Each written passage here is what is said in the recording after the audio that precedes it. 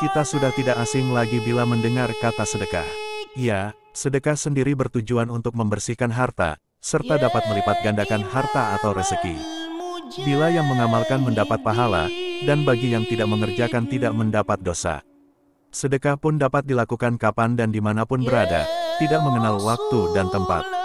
Sedekah subuh adalah di mana saat yang tepat untuk kita bersedekah, akan ada dua malaikat yang akan mendoakan kita. Dari sekian banyak waktu untuk bersedekah, waktu yang paling istimewa adalah di waktu subuh. Mengapa subuh? Kenapa tidak zuhur atau asyar? Di setiap waktu boleh bersedekah, tidak ada yang melarangnya dan membatasinya. Namun sedekah subuh ini termasuk sedekah yang terbaik, waktu yang paling utama untuk bersedekah.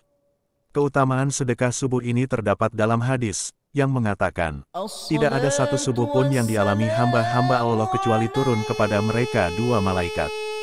Salah satu di antara keduanya berdoa, "Ya Allah, berilah ganti bagi orang yang berinfak," sedangkan yang satunya lagi berdoa, "Ya Allah, berilah kerusakan bagi orang yang menahan hartanya." H.R. Bukhari dan Muslim. Makna dalam hadis di atas ialah, setiap subuh akan ada malaikat yang mendoakan kita agar rezeki kita terus mengalir dan lancar. Namun malaikat satunya lagi mendoakan agar kita miskin sebab kita enggan untuk mengeluarkan sedekah. Bagaimana cara melakukan sedekah subuh? Bila yang menunaikan sholat subuh di masjid, dapat selalu istiqomah untuk mengisi kotak amal di masjid tersebut.